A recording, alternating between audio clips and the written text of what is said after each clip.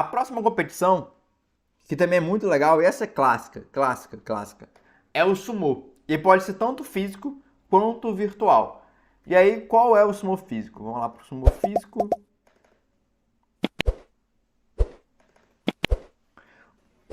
O Sumo físico é muito interessante, ó. São dois robôs. Então eles estão ali disputando, uma disputa realmente bem acirrada. Aí tem uma arena, um dojo preto com uma borda branca. E os robôs têm que disputar ali. O robô que cai da pista primeiro perde. O robô que continuar na pista vence. Então o seu objetivo é derrubar outro robô para fora da pista. E aí você percebe que essa é uma disputa bem acirrada. São dois robôs com muita força, muito peso, que estão realmente com uma dificuldade de empurrar um ao outro. Mas teve um que conseguiu e começou a empurrar. Com eles eu faço uma... conseguiu empurrar. Próximo vídeo, por exemplo, aqui é um teste que eles estão fazendo para verificar se o robô consegue empurrar um peso uma coisa muito pesada. Então eles pegaram essa furadeira que estava lá, que é muito pesada, colocaram outro robô em cima, tudo para testar se o robô consegue levantar o adversário e empurrar um peso muito grande.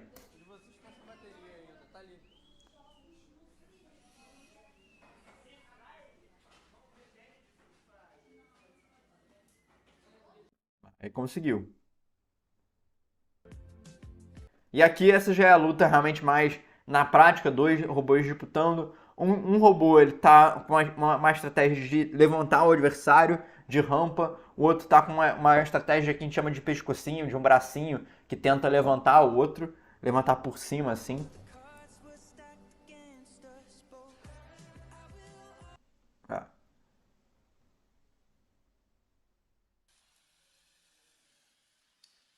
Ó, nesse caso o pescocinho venceu, né? A rampa não conseguiu chegar nele, ó. A rampa não conseguiu chegar no outro robô, o pescoço, a pecinha chegou na frente e aí conseguiu empurrar. Então o Sumo é muito interessante também para você testar várias técnicas diferentes, vários formatos de robô diferentes, verificar se esse estilo de robô é bom para um, se não é bom para outro, se vence aquele estilo, se não vence outro. Ó, outro modelo também diferente desse asa, que é feito para confundir o adversário.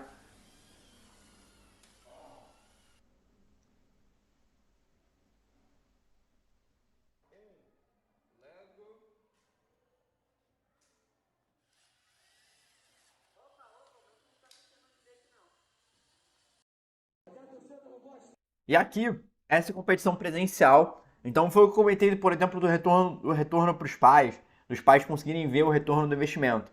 Então, a cada 6 meses, lá no colégio que eu dou aula, a gente faz uma competição. Já fizemos o Sumo, que a gente está falando agora, já fizemos o 6 linha, já fizemos o Autorama. Então, todas as ideias que eu estou dando foram ideias que realmente fiz e validei. Então, aqui, a gente faz a cada 6 meses um torneio de Sumo, que aí é uma aula aberta, que os pais podem conferir ali o trabalho dos filhos, podem ver o que eles estão desenvolvendo. Então aqui é a competição. Então são duas equipes, uma lançou outro robô, e aí todos os pais filmando, todos os pais realmente felizes ali vendo o trabalho dos filhos.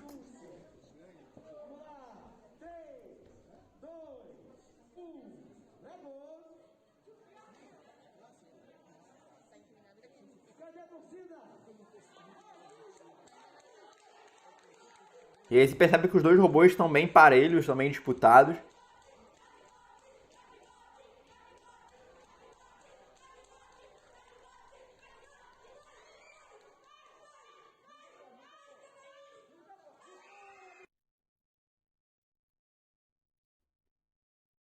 E aí outros aspectos também interessantes dessa competição que eu comentei, ó. Aqui, essa é uma foto de todos os robôs juntos.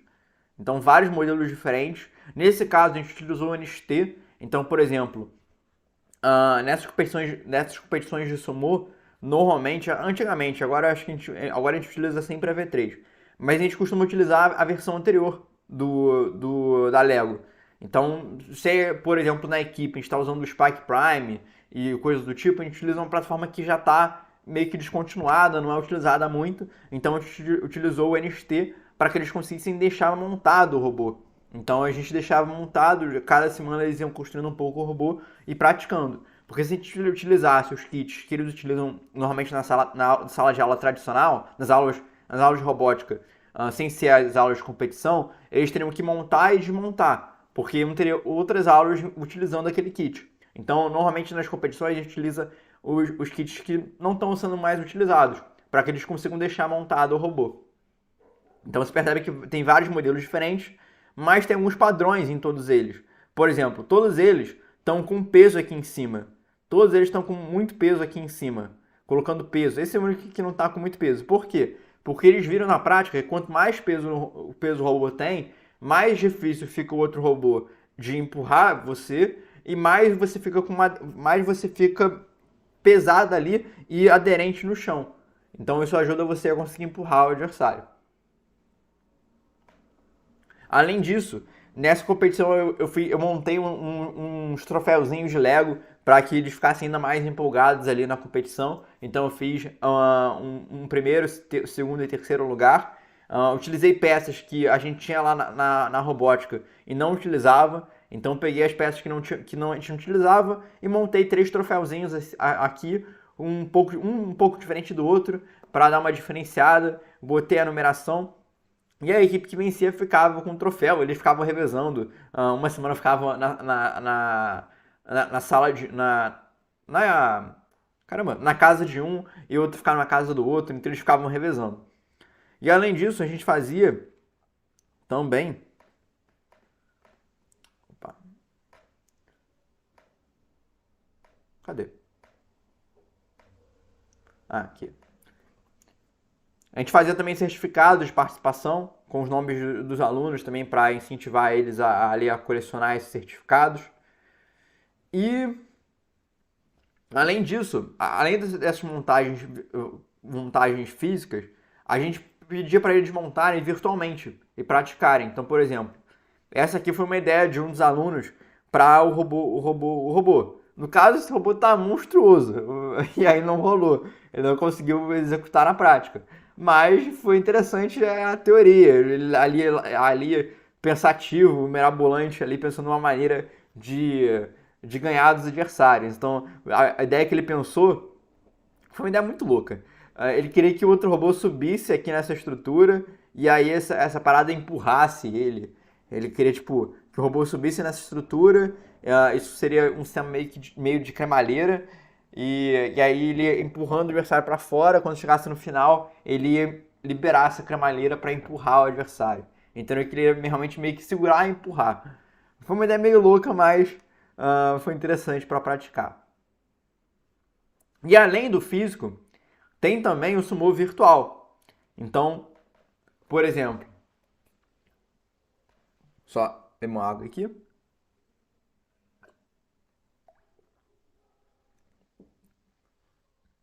Por exemplo, na época da pandemia, que a gente teve que se adaptar e fazer todas as aulas virtuais, eu conheci uma plataforma chamada Virtual Robotics Toolkit, que eu já falei aqui no canal algumas vezes. Tem um e-book gratuito sobre 5 plataformas virtuais para você praticar a robótica Lego, que fala sobre o Virtual Robotics Toolkit. E é uma plataforma muito legal que você pode praticar competições como FLL, TBR, WRO, OBR, fazer seguidores de linha, robô limpador e também tem uma pista de sumô. E aí o que eu fiz? Eu comprei a licença para ter essa plataforma. Os alunos, eles faziam esses robôs no LDD, então eles montavam o robô no LDD, me mandavam um arquivo e eu importava para a plataforma. E aí eu colocava uma programação básica para os dois. Se eles quisessem, eles poderiam programar, mas a gente focou mais na época da pandemia na parte de construção, que é eles programarem, construírem, isso é muita coisa, além de que eles não conseguiram testar a programação, porque essa plataforma é muito pesada. Então eu fiz os vídeos todos gravados. Eu demorava tipo 5 horas para fazer 5 lutas, porque era realmente muito demorado. Meu computador não era muito bom, a plataforma é muito pesada, mas é muito legal. E eu vou mostrar aqui ele acontecendo.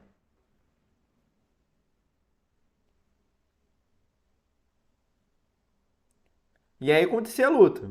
Você ia lá interrompendo, um robô ganhava, mandava de novo.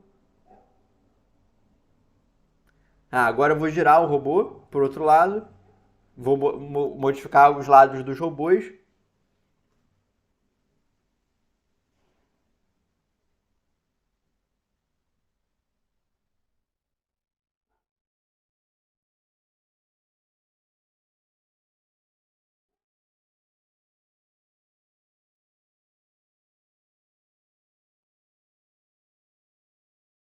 E tem uma disputa acirrada ali. E essa plataforma é muito interessante porque, assim, ela não é totalmente perfeita, ela não é totalmente verídica, assim. Se você montar um robô virtual e é um vencer o outro, será que isso vai acontecer na realidade? Pode ser que sim, pode ser que não, ele não é totalmente perfeito, mas te dá um bom parâmetro do seu robô, tanto em lógica de programação quanto também de mecânica, para ver se ele está funcionando, para ver se não está funcionando. E o detalhe, aqui, como eles podiam montar virtualmente, eles podiam enfeitar o robô, colocar cores que normalmente não existem. Por exemplo, essa roda dourada, o sensor vermelho, essas paradas não existem na realidade, mas ele quis pintar no LDD e deixou o robô customizado. Então também uma maneira interessante de você montar um robô customizado que no aspecto físico você não conseguiria fazer porque não existem peças dessa cor. Então, você pode realmente extrapolar muitos aspectos. E a gente fez várias versões, várias competições, vários modelos de robôs. Aqui eu mostrei apenas dois para você ter ali o contexto.